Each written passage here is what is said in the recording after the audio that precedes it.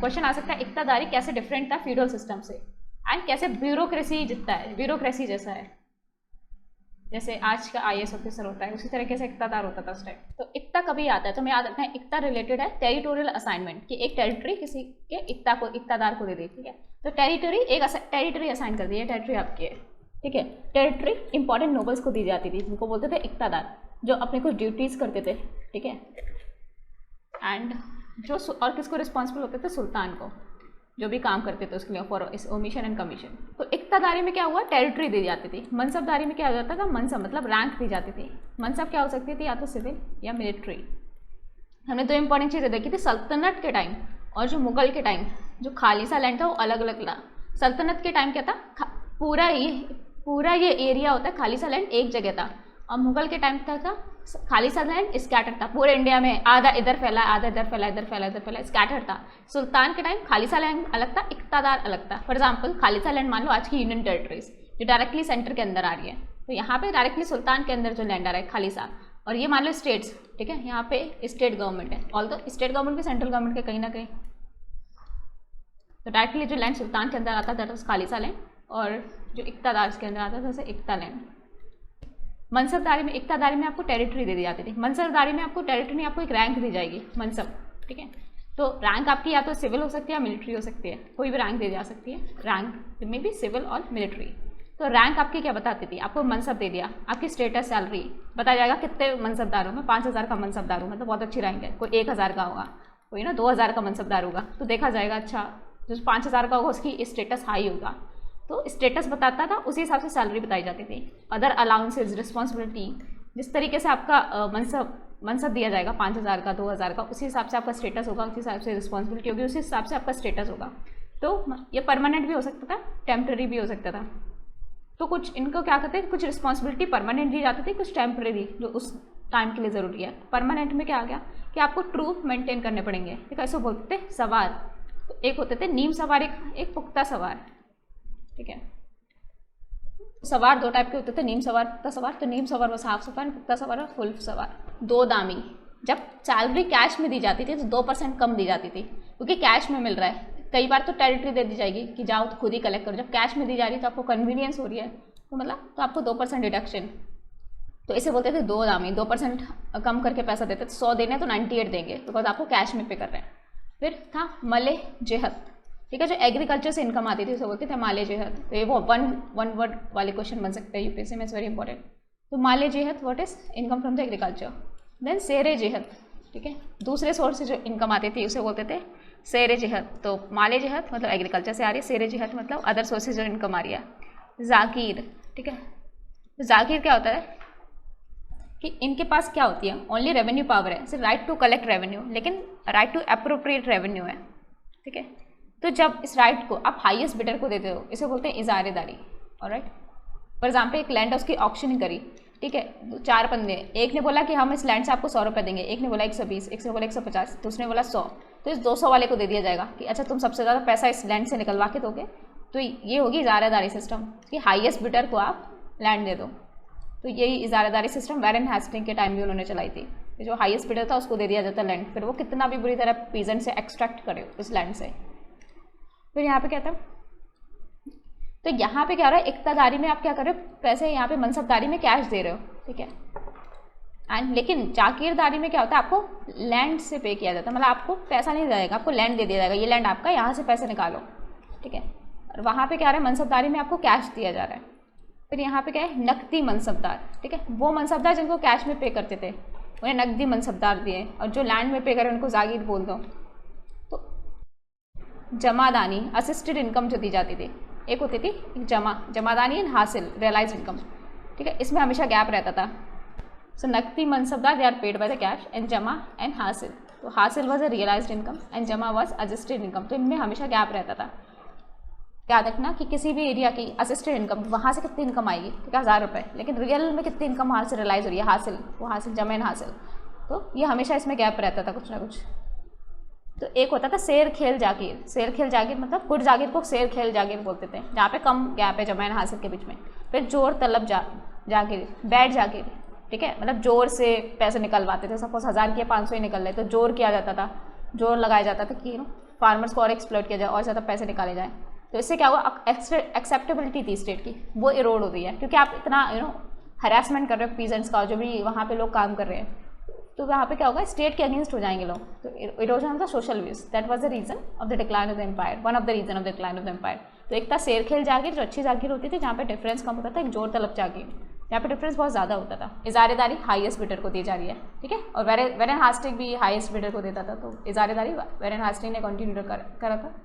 And हमने देखा इक्तादारी territorial assignment, alright, and then जागीरदारी, ठीक है, लैंड असाइनमेंट होता है, मनसबदारी मतलब रैंक असाइनमेंट, और इक्तादारी इजारेदारी को रेवेन्यू फार्मिंग बोलते हैं, कि आप हाईएस्ट बिडर को दे रहे हो लैंड।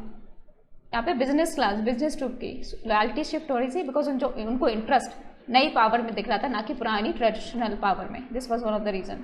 मुगल के डिक्लाइन होने के बाद 3 टाइप के स्टेट्स बने, एक तो सक्सेशन स्टेट थे, एक रेबेलियन स्टेट थे, एक इंडिपेंडेंट थे। सक्सेशन मतलब जो मुगल्स की ही लेगेसी उन्होंने फॉलो की, फॉर एग्जाम्पल अवध हो गया, यहाँ पे बंगाल हो गया, हैदराबाद हो गया, तो सक्सेशन हो गए। नहीं, सक्सेशन का मतलब क्या हुआ, एक सेकेंड, क्या। और रिबेल कौन से हो गए, रिबेल स्टेट्स फॉर एग्जाम्पल जो रिबेलियन करते रहे, फॉर एग्जाम्पल सिख, मराठा, ठीक है, यहाँ से रिबेल्स आ रहे थे, जाट, ठीक है, जाट ने रिबेल किया, फिर रिबेलियन स्टेट हो गया, फिर इंडिपेंडेंट, ठीक है, जिन्हें मुगल से कोई मतलब नहीं था, अलग से इस्टेब्लिश हुए थे स्टेट, फॉर एग्जाम्पल ट्रावनकोर हो गया।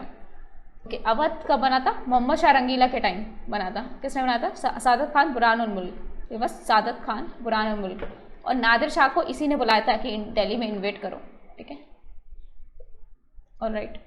तो इसको बुलाता कौन है, अवध में, ठीक है, अवध को फाउंड किया है सादत खान बुरहानुल मुल्क, और यही नादिर शाह को बुलाता है कि दिल्ली में इन्वेट करो। तो बैटल ऑफ करनाल होती है, वी नो दैट 1739, ऑलराइट। फिर लेकिन ये मैसेकर को रोक नहीं पाता, नादिर शाह आके बहुत मैसेकर करता है, फिर इसको बहुत गिल्टी होती है कि मैं नहीं बुलाया था इसको, और फिर रोक नहीं पाता है, फिर सुसाइड कर लेता है ये। तो ये सादत खान बुरहानुल मुल्क जो अवध का फाउंडर होता है, खुद ही सुसाइड कर लेता है। एंड फिर क्या होता है, इसके बाद ये सादत खान बुरहानुल मुल्क के बाद अवध में कौन आता है, इट वॉज सफदरजंग, ठीक है। तो मदरसा हॉस्पिटल दिल्ली में देखा होगा, सफदरजंग हॉस्पिटल, ओके, इसी के नाम पे बना हुआ है। एंड ये फर्स्ट नवाब वजीर अवध का था ये सफदरजंग, एंड ये फिर बाद में नवाब भी बन जाता है सफदरजंग। पहले कौन था, बुरहानुल मुल्क, देन सफदरजंग। एंड ये मराठास के साथ पॉलिटिकल अलायंस बना लेता है, ठीक है, मुगल कोर्ट में अपना इन्फ्लुएंस बढ़ाने के लिए, क्योंकि उस टाइम मुगल तो डिक्लाइनिंग पावर थी, राइजिंग पावर कौन थी, मराठास, ठीक है। एंड ये मदरसा इस्टेब्लिश करता है दिल्ली में, जैसे सफदरजंग हॉस्पिटल भी है, मदरसा इस्टेब्लिश करता है, इसकी टर्म भी दिल्ली में ही है, ठीक है। लास्ट मोन्यूमेंट है मुगल आर्किटेक्चर ट्रेडिशन का, अगर देखिए लास्ट मोन्यूमेंट पूछा जाए कौन सा था, ये सफदरजंग की टर्म लास्ट मोन्यूमेंट है, इसके बाद कोई ढंग का बना नहीं इनका। फिर यहाँ पे इसके बाद कौन आता है, शुजाउद्दौला, शुजाउद्दौला के टाइम ही होता है थर्ड बैटल ऑफ, ठीक है, पानीपत में पार्टिसिपेट करता है 1761 में, और थर्ड बैटल ऑफ बक्सर में पार्टिसिपेट करता है। तो पानीपत की बैटल में भी पार्टिसिपेट करता है, लेकिन मराठास के साइड से नहीं, अब्दाली के साइड से। मराठास का थर्ड बैटल ऑफ पानीपत में कोई भी साथ नहीं देता है, क्योंकि मराठास क्या करते थे, रेड करते थे, लूट, इस तरीके से इनका एम्पायर चलता था। हमें पैसे तो नहीं, तो हम लूट कर देंगे, रेड कर देंगे, तो कोई भी सब लाइक पसंद नहीं कर सकता मराठास का जो एडमिनिस्ट्रेटिव स्ट्रक्चर था। तो that was the reason of its decline. तो हमें नाम याद रखते हैं, अवध का फाउंडर सादत मुल्क बुरहानुल मुल्क, नादिर शाह को बुलाता है, सुसाइड कर लेता है। इसके बाद आता है सफदरजंग, ठीक है, सफदरजंग के बाद ये मदरसा इस्टेब्लिश करता है दिल्ली में, लास्ट इसका टॉम देखोगे, लास्ट मोन्यूमेंट है मुगल आर्किटेक्चर का। फिर इसके बाद आता है शुजाउद्दौला पार्टिसिपेट करता है थर्ड बैटल ऑफ पानीपत में ऑन द बिहाफ ऑफ, ये अहमद शाह अब्दाली को सपोर्ट करता है। And third battle of Buxar में ये तो हारते ही हैं फिर ईस्ट इंडिया कंपनी से, तब कौन था, शुजाउद्दौला। फिर फर्स्ट नवाब जो कॉन्टैक्ट में आता है ब्रिटिश ईस्ट इंडिया कंपनी के, तो ये भी होता है, ठीक है। फर्स्ट नवाब अवध जो ईस्ट इंडिया कंपनी के कॉन्टैक्ट में आता है, ये भी यही है, क्या नाम है, शुजाउद्दौला, ठीक है। East India company battle of Buxar में सुझा देती है इसको बिल्कुल, अब नवाब अवध को। फिर हमारी होती है ट्रीटी ऑफ अलावा साइन होती है, रॉबर्ट क्लाइव साइन करता है 1965 में, ठीक है। तो ये परपेचुअल फ्रेंडशिप कर लेते हैं, ऑलराइट। तो इसमें क्या होता है, एक तरीके से इनफॉर्मल म्यूचुअल कॉपरेशन करेंगे, एक दूसरे को बचाएंगे, ठीक है, इन्वेजन होगा। तो ये अवध को एक बफर स्टेट की तरह बना लेते हैं। तो इन ब्रिटिशर्स को उस टाइम किसका डर था, मुगल्स तो डिक्लाइन करे थे मराठास का, तो यहाँ पे मराठास हैं, ठीक है, पूरा फैल रहे मराठास। तो अवध को यहाँ पे बीच में अगर बफर स्टेट बना लेंगे, तो यहाँ पे है ईस्ट इंडिया कंपनी, तो यहाँ पे मराठास आएंगे, पहले अवध को क्रॉस करके आएंगे, तो अवध को एक बफर स्टेट बनाया था, ठीक है, इसे बोलते हैं पॉलिसी ऑफ बफर स्टेट, ठीक है। क्योंकि यहाँ पे तो झारखंड वाला एरिया, तो यहाँ से तो आएंगे नहीं, बहुत है ना जंगलों वाला एरिया, तो इधर से आते हैं अवध को क्रॉस करके। तो ईस्ट इंडिया कंपनी को एक तरीके से बफर मिल जाता है कि मराठा से डायरेक्टली कॉन्टैक्ट नहीं होता उस time. Marathas were very rising power. तो ये था। तो नवाब ऑफ अवध, ठीक है, मिलिट्री सर्विसेज के लिए पे करेगा ईस्ट इंडिया कंपनी को। ईस्ट इंडिया कंपनी अपने ऑफिसर्स होंगे वहाँ पे अवध में रखेंगे, ठीक है। एंड और इसमें क्या था इस ट्रीटी के अंदर, तो नवाब ऑफ अवध को पे करना था मिलिट्री के लिए, मिलिट्री सर्विस जो ईस्ट इंडिया कंपनी प्रोवाइड कर रही है, ठीक है। लेकिन कंपनी ज़रूरी नहीं है कि मतलब सपोज यहाँ पे अटैक होता है तो East India Company is not obliged to do the same, ठीक है। मतलब सपोज ईस्ट इंडिया कंपनी अगर कोई सर्विस दे रही है नवाब को, तो नवाब को पैसा पे करना पड़ेगा, और नवाब ईस्ट इंडिया कंपनी को कोई सर्विस दे रहा है तो ज़रूरी नहीं है ईस्ट इंडिया कंपनी पैसा पे करे। तो यहाँ पे एक तरीके के सब ऑर्डिनेट अलाई बन गया, ठीक है। सब ऑर्डिनेट मतलब अवध नीचे, ईस्ट इंडिया कंपनी का जो स्टेटस है वो ऊपर है। बिकॉज ये लोग हारे भी थे बैटल ऑफ बक्सर में। Policy of buffer state and policy of ring fence, ठीक है। तो यहाँ पे एक तरीके से अवध में indirect control east India company चला रही है। This is the earliest form of indirect control exercise east India company. यहाँ पे क्या होता है Rohilla war, okay. Rohilla war में क्या होता है कि ये अवध है, ठीक है, अवध है, अवध के ऊपर रोहिलखंड है, तो रोहिलखंड ने बोला हम अवध पे अटैक करेंगे, ठीक है। अवध बोलता है ईस्ट इंडिया कंपनी से कि आओ हमें प्रोटेक्ट करो, ईस्ट इंडिया कंपनी आती है प्रोटेक्शन के लिए। अवध अब रोहिलखंड बोलता है कि हमें अटैक नहीं करना आप पे, तो अब बोलता है कैसे अटैक नहीं करना, तो ईस्ट इंडिया कंपनी यानी अवध मिलके रोहिलखंड पे अटैक करते हैं, सब कुछ लूट के ले जाते हैं जो भी सामान होता है। तो वेरिन हास्टिंग और उसके जो भी है रोहिलखंड का एनेक्स कर लेते हैं उस टाइम, ऑलराइट।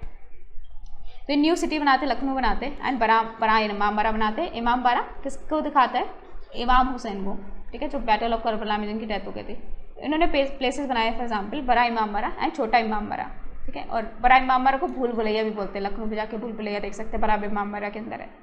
एंड देन यहाँ पे लास्ट नवाब अवध थे वाजिद अली शाह, ठीक है। ये इकट्ठा कितना आता था तो डांस करते रहते थे, तो यही इसी का बहाना बना के ईस्ट इंडिया कंपनी बोला कि यहाँ पे अवध में मिसगवर्नेंस बहुत ज़्यादा है, ठीक है। तो ये बोल के ये वाजिद अली शाह अवध को ही एनेक्स कर लेते हैं पूरी तरीके से। पहले तो क्या होती है सब्सिडी लाइन्स के अंदर होती है, अवध को पूरी तरीके से एनेक्स कर लेते हैं, वहाँ के वाजिद अली शाह को डिस्पोज ऑफ कर देते हैं। फिर ये कहाँ पे भेज देते हैं इनको, वाजिद अली शाह को कोलकाता में, ठीक है। जब ओके लॉर्ड डलहौसी, कौन एनेक्स करता है, डलहौसी इसको एनेक्स कर देता है माल एडमिनिस्ट्रेशन के नाम पे 1856 में। और अवधि स्टॉर्म सेंटर बनता है 1857 रिवोल्ट को, बिकॉज लोग गुस्सा हो जाते हैं कि आप ऐसे नवाब को किस तरीके से ना हटा सकते हो अपने विम्स एंड फेंसेस पे।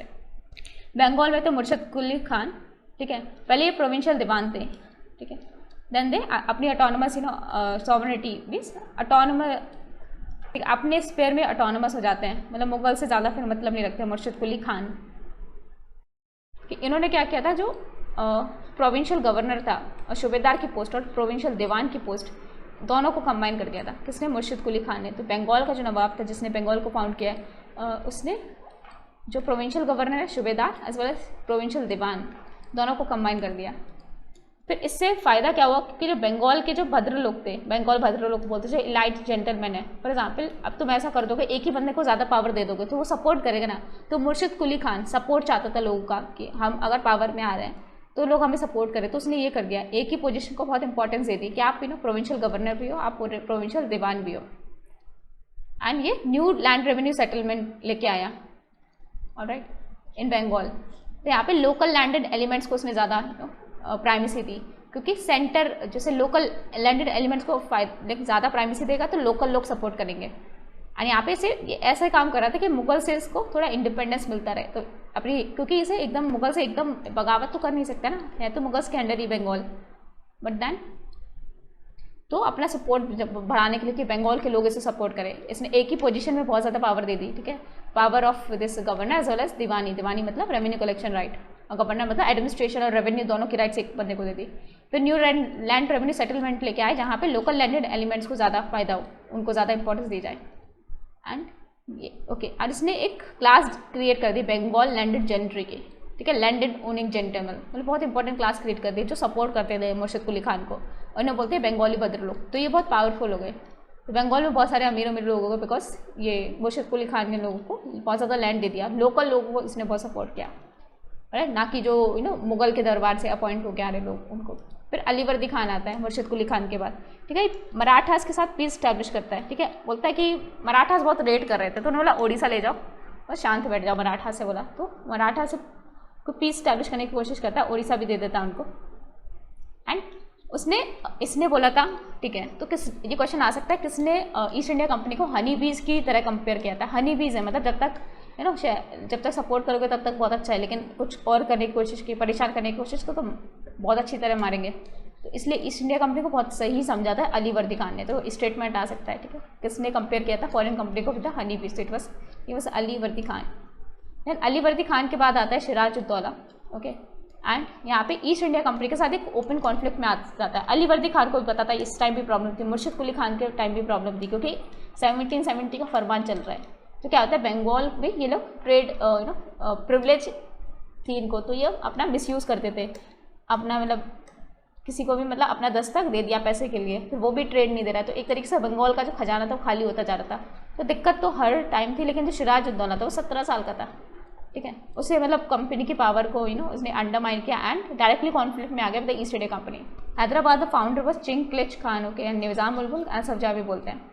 तो तुरानी फैक्शन का लीडर होता है। मुगल कोर्ट में भी बहुत सारे फैक्शन होते हैं, तुरानी, ईरानी, हिंदुस्तानी, तो मतलब जितने भी मुस्लिम होते हैं उन सबका अलग अलग फैक्शन है, तुरानी है, ईरानी है, अफगानी है, तो उस तरीके से। तो जो अशरफ जा होते हैं तुरानी फैक्शन का नोबल होता है, ठीक है, निज़ाम उल मुल्क ये बिलोंग्स टू तुरानी फैक्शन, तो इनके अलग में गुट बनते रहते थे, ठीक है। तो सैयद ब्रदर्स को मारने में इसने काफ़ी हेल्प की थी, किसकी, रंगीला की, निज़ाम उल मुल्क।